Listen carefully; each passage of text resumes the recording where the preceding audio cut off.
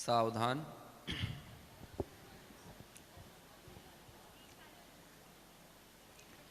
ळमो अरिहन्ताळं ळमो सेद्धाळं ळमो आयरियाळं ळमो अझायाळं ळमो लोये सवसाहूणं। मंगलं भगवान् वीरो मंगलं गौतमो गणी मंगलं कुंद कुंदाद्यो जैन धर्मोस्तु मंगलम्। सर्वमंगल मांगल्यं सर्वकल्याणकारकं प्रधानं सर्वधर्माणां जैनं जयतु शासनम्। जैनं जयतु शासनम्। मंगलमय मंगलकरन वीतराग विज्ञान नमो ताहि जाते भय अरहंतादि महान। करि मंगल करि हो महा ग्रंथ करन के काज जाते मिले समाज सब पावे निज पद राज पावे निज पद राज।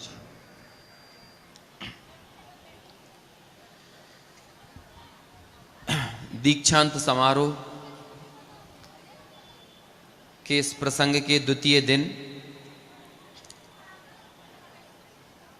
आप सभी के बीच में इस चर्चा की श्रृंखला में आगम अभ्यास से अर्जित एक विशिष्ट शक्ति को लेकर यहाँ पर थोड़ी अपन बात करेंगे और वर्तमान परिस्थितियों में ये विशिष्ट शक्ति कौन सी है और ये शक्ति हम सबको कैसे मिल सकती है, इसके ऊपर यहाँ पर अगले लगभग 25 से 30 मिनट में अपन कुछ समझने का प्रयास करेंगे। कल हमने बात की थी आगम के सेवन से, आगम के ज्ञान से आत्मज्ञान के संबंध की, और शाम के समय यही आगम का सेवन कैसे हमारे द्वंद्व मिटाने में सहायक सिद्ध होता है, इसके ऊपर थोड़ी चर्चा की थी। लेकिन इस आगम से ऐसी कौन सी विशिष्ट शक्ति है जो संचित होती है और ये शक्ति हमारे कल्याण में, हमारे हित में हमारी मदद करती है, उसको लेकर हमें बात करना है। अभी आप सबसे, हमसे यदि कोई पूछे, बोलो आपकी पूंजी क्या है, आपकी शक्ति क्या है, आपकी सामर्थ्य क्या है, तो अभी आपको बताना नहीं है, लेकिन आपको अपने स्तर पर ही ये बात सोचना है कि मेरी शक्ति, मेरी सामर्थ्य, मेरी पूंजी क्या है। हमें तुरंत अपनी सामर्थ्य के रूप में याद आती है हमारी धन संपदा, हमारी प्रॉपर्टी, हमारे घर मकान, हमारी गाड़ी बंगला, हमारा पोर्टफोलियो, यही सब है ना जो हमें हमारी शक्ति के तौर पर यहाँ पर लगता है। यदि इन बच्चों से भी पूछा जाए तो इन्हें भी अपनी शक्ति क्या लगेगी है, तो ये यदि थोड़े इंटेलिजेंट होंगे अपने क्षयोपशम ज्ञान में तो इन्हें वो अपनी शक्ति लगेगी, है ना। भाई साहब के लिए वो दे देना कुछ बैठने। तो इस तरह से हम जब अपनी शक्ति की बात करते हैं तो हमें वो सारी चीजें दिखती हैं जिनका हमसे कोई आत्मभूत संबंध नहीं है, संयोग संबंध है, और वही संयोगी चीजें हमें हमारी ताकत, हमें हमारी शक्ति लगती है। लेकिन ये सारी चीजें जिन्हें हम हमारी सामर्थ्य या शक्ति मानते हैं, उससे आत्मार्थ को सिद्ध किया जा सकना तो संभव है नहीं। और यदि आप कर सकते हो तो आप खुद देख लीजिए कि ऐसा तो होगा नहीं कि जिसके पास कम धन संपदा हो और वो आत्मकल्याण ना कर सके और ज़्यादा धन वैभव वाले कर सके। धर्म का संबंध भी उन संयोगों से नहीं है। तो वो कौन सी शक्ति है जो आत्मकल्याण में सहायक सिद्ध होती है, और वो क्या चीज़ है जो आपके पास नहीं है, तो बाहर में सब कुछ होते हुए भी हम एकदम शून्य हैं। उसकी यहां पर एक बात है। अब चूंकि मैं कोई बात करता हूं तो मेरे पास एक आधार के तौर पर अपनी चर्चा को स्थापित करने के लिए कुछ पंक्तियों को मैं ज़रूर चुनता हूं, ताकि चर्चा के क्रम में वो 2 लाइनें 3 लाइन जो भी हम यहाँ पर पढ़ रहे हैं वो हम अपने साथ लेकर जाएं। बाकी सब तो मैं अपनी पैकिंग के माध्यम से उन्हीं लाइनों के ऊपर थोड़ा सा पॉलिशिंग करने की कोशिश करता हूँ, लेकिन आपका मूल ग्रहण तो वो है जो मैं यहाँ से पढ़ूंगा। और वो क्या है, वो पूरा प्रकरण क्या है। अब देखो, आधे घंटे में संपूर्ण प्रकरण विस्तार से तो नहीं बता सकते, लेकिन हम संक्षेप में बताते हैं। एक ग्रंथ है, ग्रंथ क्या कहें, छोटी सी चिट्ठी है, परमार्थ वचनिका। जैसे रहस्यपूर्ण चिट्ठी है ना, वैसी ही ये है परमार्थ वचनिका। इस परमार्थ वचनिका में अलग अलग चर्चाएं कौन ने की हैं, किसकी है परमार्थ वचनिका, किसकी है, तेज बोलो। टोडरमल जी की नहीं है, बनारसी दास जी की है। किसकी लिखी हुई है? बनारसी दास जी का क्या लिखा हुआ है? एक और फेमस समय सार नाटक, हाँ है ना, ये इन बच्चों को याद है। तो उन्हीं ने एक परमार्थ वचनिका लिखी जो कि टोडरमल जी के मोक्ष मार्ग प्रकाशक में पीछे परिशिष्ट में चिपकाई हुई है, लगाई हुई है। वहां पर उन्होंने आगम और अध्यात्म की विवेचना की है। किसकी? आगम और अध्यात्म की। आगम किसे कहते हैं, अध्यात्म किसे कहते हैं, ये समझाया है ना। अब जब वही चर्चा आगे करते हुए अपने उस प्रकरण को उपसंहार के तरफ लेकर जाते हैं बनारसी दास जी, तो वे एक प्रश्न करते हैं, और वो प्रश्न समझ लो हम सबसे है। उनका प्रश्न ये है कि बताओ, मिथ्या दृष्टि आगमी है कि अध्यात्मी है? पढ़ा है किसी ने ये प्रकरण? किसने पढ़ा है? हाथ ऊंचा करो, पंडितों को छोड़कर। हाँ, 2-4 हाथ पीछे दिख रहे हैं। तो वहां बोलते हैं मिथ्या दृष्टि आगमी है कि अध्यात्मी है। जब ये प्रश्न किया तो टोडरमल जी, वो बनारसी दास जी 2 टूक शब्दों में ये कहते हैं, मिथ्या दृष्टि ना आगमी है और ना अध्यात्मी है। समझ में आया? अब जब कोई ये बात कही जाती है तो उसके पीछे कोई युक्ति देना भी तो जरूरी है कि नहीं, कि बिना युक्ति के आप कह दोगे, आपने सीधे बोल दिया नहीं तुम्हें कुछ नहीं आता। अरे नहीं आता तो क्यों नहीं आता वो बताओ ना। तो फिर एक शब्द लिखते हैं, बस अपन उस एक शब्द के ही ऊपर बात करने वाले हैं, और वो शब्द हम ऐसे पढ़ लेते हैं जैसे कि कुछ हुआ ही नहीं है। लेकिन वो समझ लो, वो ज्ञानियों के द्वारा मिथ्या दर्शन की गई भर्त्सना की पराकाष्ठा है। समझ में आया ना? जैसे हमें किसी की भर्त्सना करनी हो, किसी को बुरा कहना हो, तो हम अपने यहां प्रचलित सबसे गंदा शब्द उसके साथ प्रयोग करेंगे। अब वो सबकी अपनी अपनी कथित गालियां हो सकती हैं। अब समझ लो कि शास्त्रीय भाषा में किसी को यदि बुरा कहना हो तो क्या कहा जा सकता है, जो हम यहां पढ़ लेते हैं, मिथ्या दृष्टि ना आगमी ना अध्यात्मी। क्यों? अब वो एक शब्द है, और एक शब्द पर ये अपन यहां पूरी बात करने वाले हैं। मालूम क्या कहते हैं? उस शब्द की आगे कोई चर्चा नहीं की, वो बोलकर आगे बढ़ गए बनारसी दास जी। वो शब्द है निर्वेदकत्वात्। क्या शब्द है? एक बार फिर से बोलो तेज। निर्वेदकत्वात्। ये मिथ्या दृष्टि क्या है? निर्वेदकत्वात्। अब इसका मतलब समझ में आ रहा है आपको क्या है? जैसे कि आपको बताता हूं, अभी यहां पे एक उदाहरण से समझाता हूं।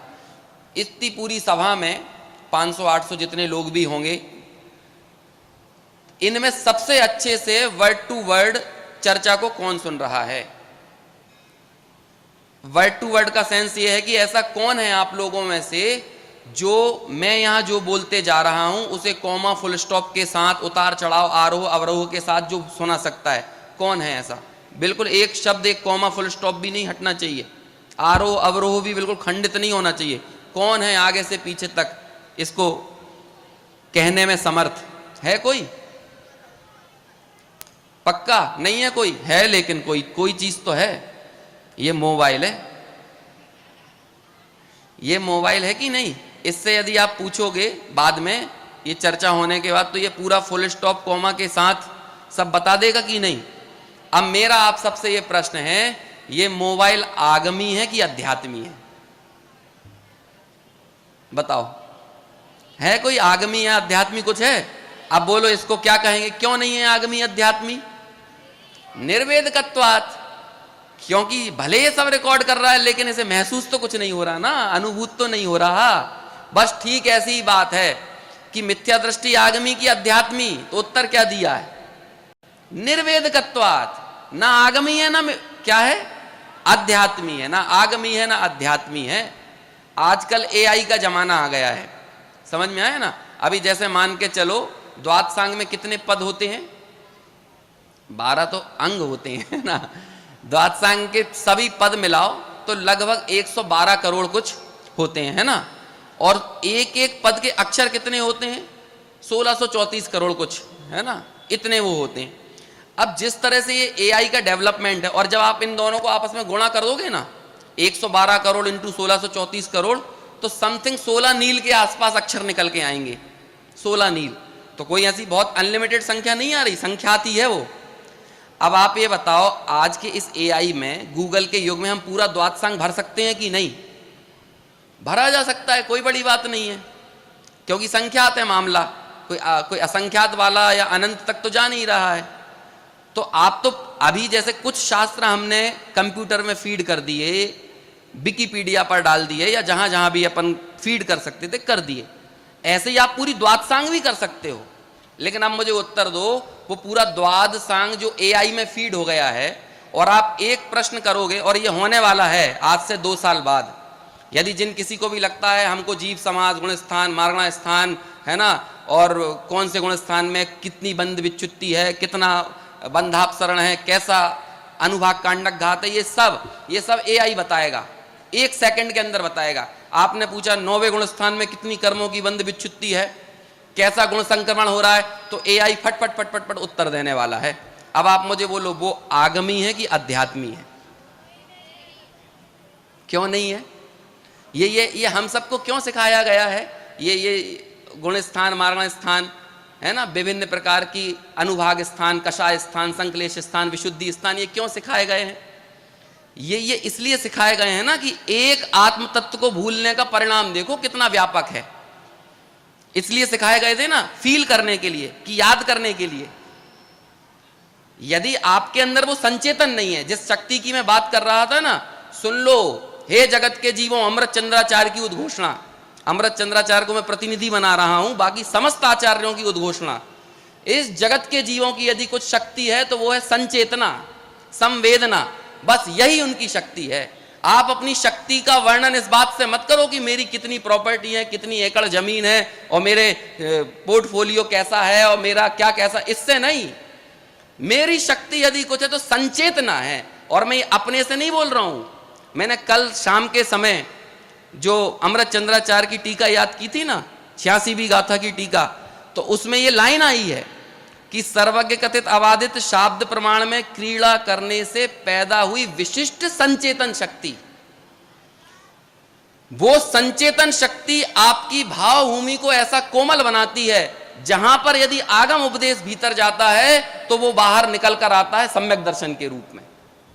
यदि वो संचेतन शक्ति ना हो, जैसे कि भूमि में यदि कोमलता ना हो, तो कैसा ही बीज उस भूमि में पड़ जाए तो भी वो कभी उर्वर नहीं हो सकता है, कभी भी उत्पन्न उपजाऊ नहीं हो सकता, किसी फल के रूप में नजर नहीं आ सकता है। ठीक ऐसी ही बात है, यदि ये आगम हमारे भीतर जा रहा है। बनारसी दास जी ने इतना बुरा हमको कह दिया, अब आप समझ रहे हो क्या कह दिया? उन्होंने तो जड़ कह दिया, आगमी भी नहीं और अध्यात्मी भी नहीं। क्यों नहीं? क्योंकि वेदन ही नहीं है। तो वेदन किसको होता है? जैसे इस मोबाइल को कोई वेदन नहीं है, ये माइक मेरी बातों को सुनकर आप तक बड़े पैमाने पर सर्कुलेट कर रहा है।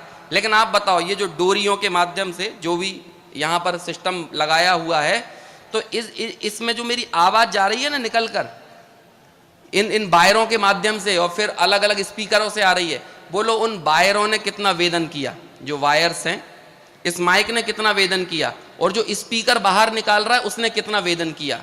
अब इन सबको हम क्या कहेंगे? ये माइक निर्वेदक, ये जो वायर हैं ये निर्वेदक, और ये स्पीकर हैं ये भी क्या हैं?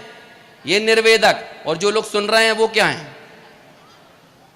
यदि सम्यक दृष्टि नहीं है तो क्या है? बोलो, इससे बुरा कुछ कहा जा सकता है? लेकिन आचार्यों ने इससे भी बुरा कह दिया ना, जीव विमुख को सब हो, दंसण विमुख को भी चल सब हो। जीवन से विमुक्त सब चलते फिरते शव हैं, ऐसे वो जीवन से विमुक्त जैसे शव होता है, ऐसे ही सम्यक दर्शन से रहे सब चलते फिरते शव हैं। बोलो और क्या कहें। समय सार की 23, 24, 25 गाथाओं में कह दिया, हे आत्मपंसन।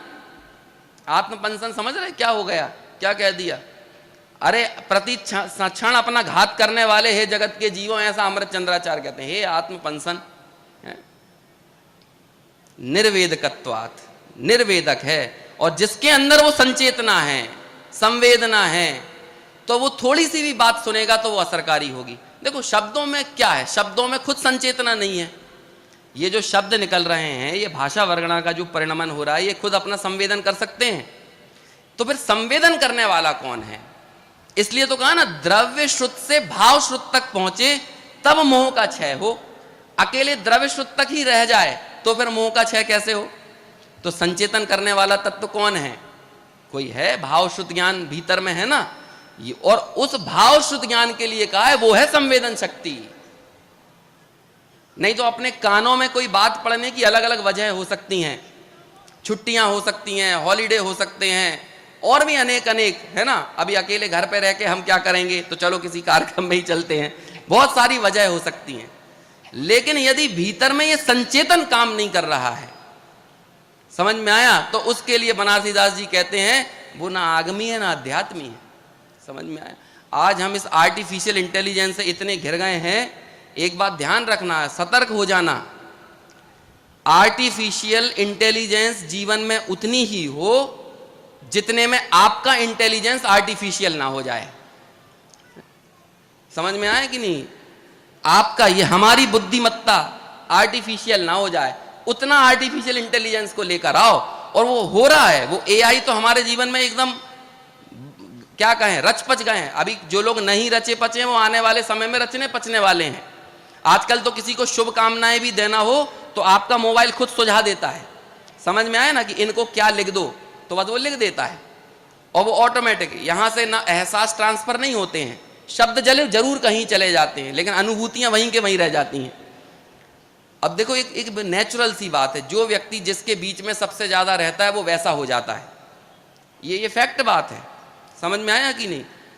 जैसे कि मोगली की कथा सुनी थी ना, वो मोगली जंगल में रहता था, तो वो भी क्या हो गया था, किन के साथ बिल्कुल फ्रेंडली हो गया था, जंगल के जानवरों के साथ। तो ये क्या बता, आप प्रकृति के बीच में रहते हो तो प्रकृति के प्रति एक संचेतना पैदा होती है। आज आप और हम इस बात का विचार करें, हम सबसे ज्यादा किन के साथ रह रहे हैं? मशीनों के। तो बोलो, अब मशीनों के साथ जरूरत से ज्यादा रहने पर हम खुद क्या हो जा रहे हैं? समझ में आया?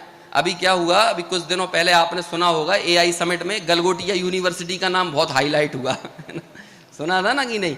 वो क्या होता है, एक चीन से रोबोट खरीदा और गलगोटिया यूनिवर्सिटी वाली एक प्रोफेसर मैडम थी, उन्होंने बोला कि ये हमने बनाया है। समझ में आया? और वो इतने कॉन्फिडेंस से पहले बोलती हैं, बिल्कुल जैसे कोई चैट जीपीटी में फीड कर दिया हो ना। और वो एक और क्या चलता है आजकल,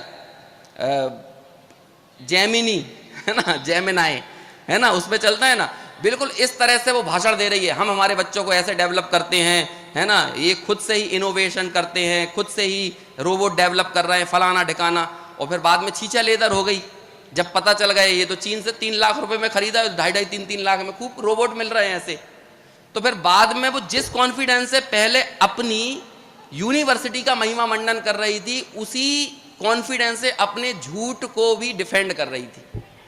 बाद में वो क्या बोलती है, मैंने तो ये बोला था हमारे बच्चों ने डेवलप किया है, हमने लिया वहां था, लेकिन इसकी डेवलपमेंट हमने हमारे हिसाब से किया है, आपने मेरे शब्दों का गलत मतलब निकाला। उसी कॉन्फिडेंस से उसे अपने असत्य को लेकर कोई असहजता नहीं थी। और कमाल की बात है, अपने अपने असत्य को लेकर हम सब में भी कोई असहजता नहीं है। कोई व्यक्ति, कोई नेता हमारे सामने एकदम खुला सफेद झूठ बोलकर चला जाता है, हम बिल्कुल असहज नहीं होते, हम अत्यंत सहजता से उस झूठ को एक्सेप्ट कर लेते हैं। ये असत्य के प्रति सहजता हमें हमारे जीवनोपयोगी, जीवन के कल्याणकारी सत्य से हमेशा हमेशा के लिए दूर कर देती है।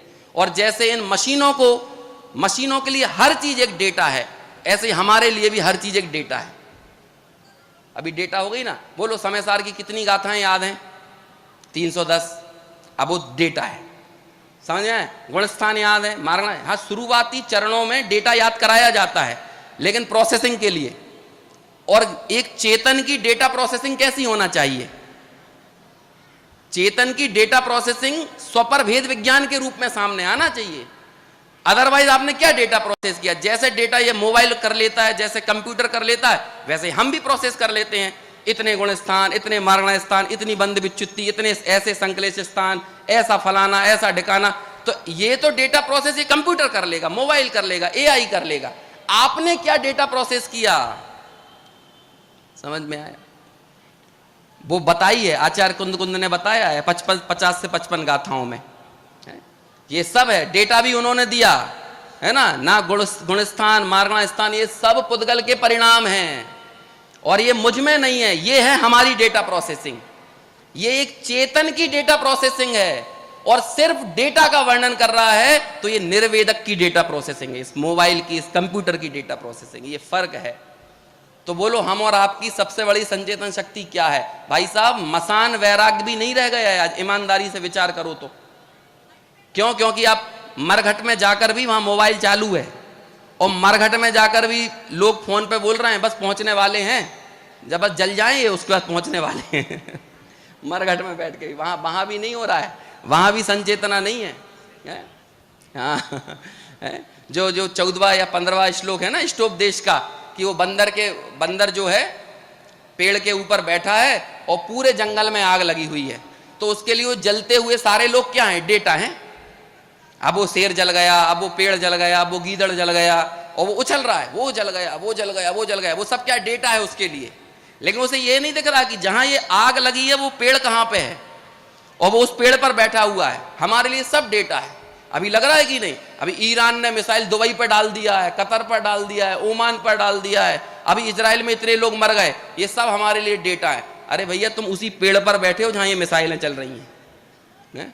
अभी इन सन की नेताओं का कोई भरोसा थोड़ी है। उन्होंने क्या, चलो यार ये इसने हमारे लिए कोई पक्ष में बयान नहीं दिया ना, एक काम करते हैं, जरा दिल्ली तरफ घुमा देते हैं मिसाइल, तो क्या होगा?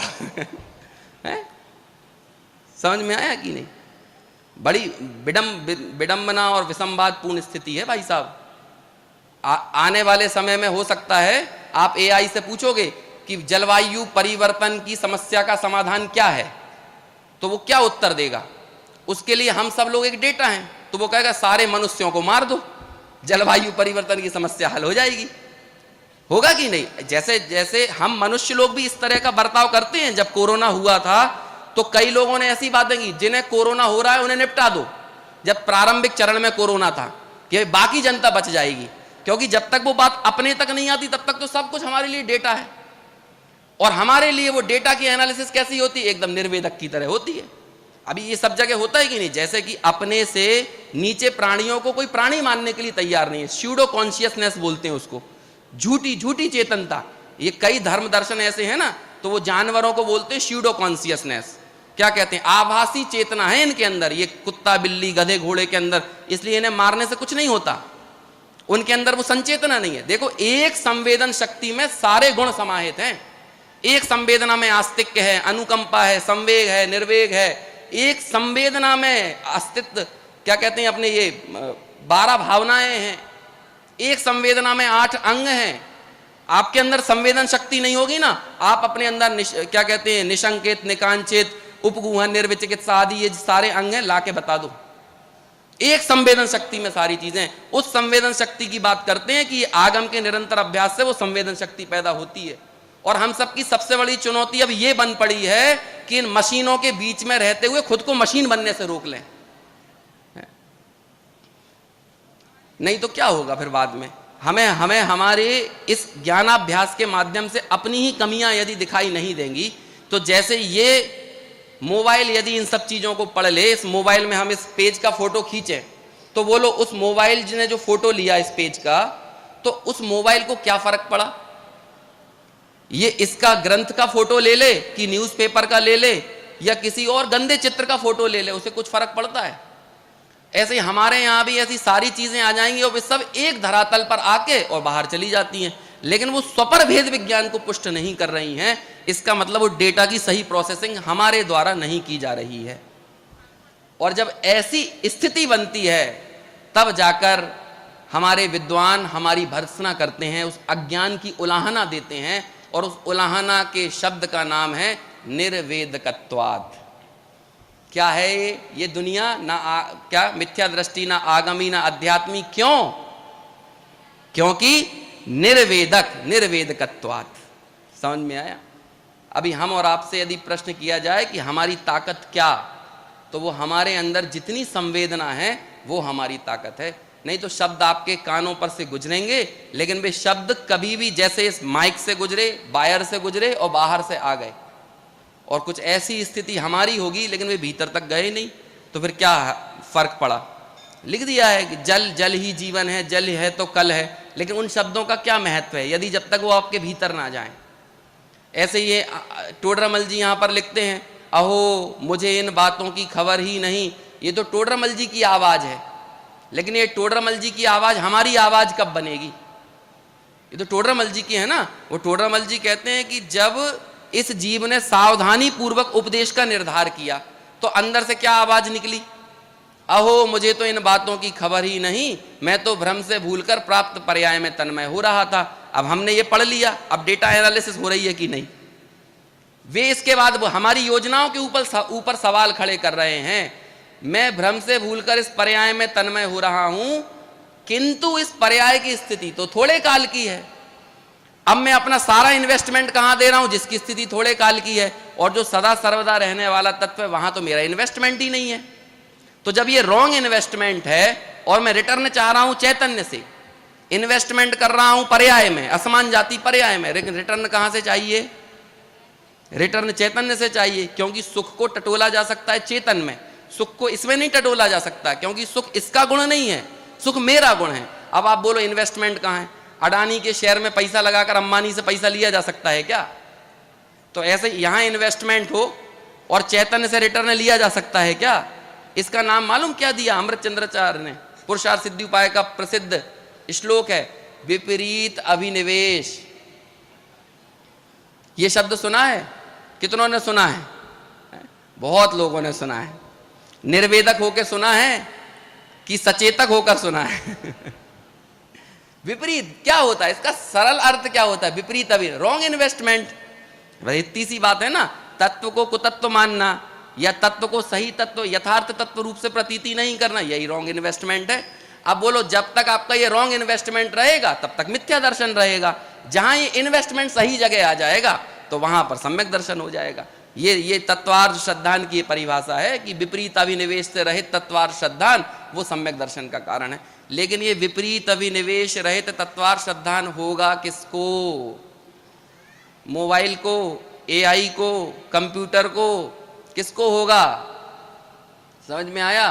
आप एक झटके से टच करोगे और पूछो एआई से, आप धवला की पीडीएफ अपलोड कर दो चैट जीपीटी पर और तुरंत पूछो धवला पुस्तक 4 के पेज नंबर इतने पे क्या कहा गया है। आपको ढूंढने में समय लगेगा, चैट जीपीटी प्रोसेस करके दे देगा, धवला पुस्तक 4 के इस पेज पर ये कहा गया है। लेकिन ये बताओ कि उस चैट जीपीटी का विपरीत अभिनिवेश दूर होगा क्या? तो विपरीत अभिनिवेश किसका दूर होगा? अतत्व श्रद्धान किसका जाएगा? ये तो चेतन का जाएगा ना, सचेतक का जाएगा। और ये संचेतन शक्ति को कायम रखना, ईमानदारी से कह रहा हूं, इस समय वर्तमान जिस दौर में हम रह रहे हैं, जिस भौतिकवादी युग में हम जी रहे हैं, यहां पर अपनी संवेदनाओं का संरक्षण सबसे बड़ा संरक्षण है। लेकिन कमाल की बात यह है कि इन संवेदनाओं का कहीं कोई बीमा नहीं होता है। ये 16-18 हजार रुपए का मोबाइल लेके आओ ना, तो इसका भी 200-500 रुपए में बीमा हो जाता है। लेकिन इन मरती हुई संवेदनाओं का कोई बीमा हो रहा है क्या? सूचनाओं की सुनामी में संवेदनाएं बिलख रही हैं, और इन बिलखती हुई मरती हुई संवेदनाओं में क्या ऐसा संभव हो सकता है कि इस भयंकर मशीनी युग में हम हमारी संवेदनाओं को बचाकर हम आने वाले कल के लिए, आने वाला कल मतलब अनंत काल, उसके लिए हम अपने आप को सुरक्षित कर पाएं? और यह संभव तभी हो सकता है जब हमारे अंदर ये संवेदन शक्ति विकसित होगी। तो जब यहाँ पंडित जी साहब हमें ये कहते हैं ना कि ये जीव जो मिथ्या दृष्टि है वो आगमी भी नहीं और अध्यात्मी भी नहीं, और जब वे हमारे साथ ये निर्वेदकत्वात् का लेबल चिपकाते हैं तो इसे हल्के में लेने की ज़रूरत नहीं है, इसे बड़ी गंभीरता से विचारने की ज़रूरत है और अपने इस निर्वेदकत्व को तोड़कर आगम के अभ्यास से वो विशिष्ट संचेतन शक्ति पैदा करना, यही हमारी सहृदयता हो सकती है।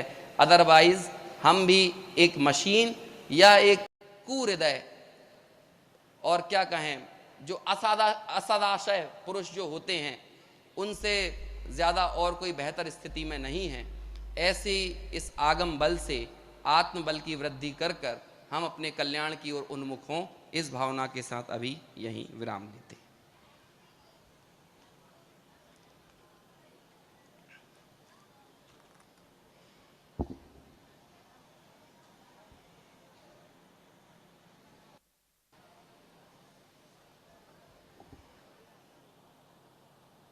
हेलो। हाँ, बहुत ही सुंदर। वास्तव में डॉक्टर अंकुर जी का जो वक्तव्य है विद्वानों को भी सुहाता है, मुमुक्षुओं को तो सुहाता ही है, और विशेषकर आपको जो यहाँ बुलाया गया, भाई साहब ने सहज स्वीकृति दी हमारे विद्यार्थियों के लिए स्पेशल रूप से। आपका 5-7 दिन 8 दिन रुकें तो और ज़्यादा अच्छा लगेगा।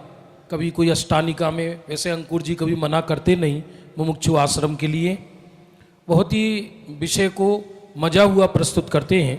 अभी छात्रों की शिक्षा हेतु एक डॉक्टर RK जैन कोटा, उन्होंने 11,000 रुपये नगद प्रदान किए हैं, बहुत बहुत धन्यवाद। और अभी हम बिना विलंब के यहाँ संक्षिप्त में जिनवाणी स्तुति और उसके तत्काल पश्चात यहाँ पर दीक्षांत पर 12:30 बजे भोजन है, देखना ध्यानपूर्वक। अभी बजे हैं 11, तो आप 1.5 घंटे यहीं बैठे रहना शांति से, बाहर कुछ है नहीं, इसलिए कई लोग तो बाहर वहीं कुर्सी डाल के बैठ गए हैं, लेकिन वहाँ तो पाप ही लगेगा आपको, तो आप यहाँ अंदर आकर बैठे हैं। और जो ये हमारे विद्यार्थी यहाँ से पढ़कर निकल रहे हैं, इनकी अनुमोदना करें, तत्व ज्ञान की अनुमोदना करें। निज निधि निज में बताई यह अनंत रेह, उसके लिए जिन वाणी माँ को वंदना शतबार है। 9 बार नमोकार मंत्र।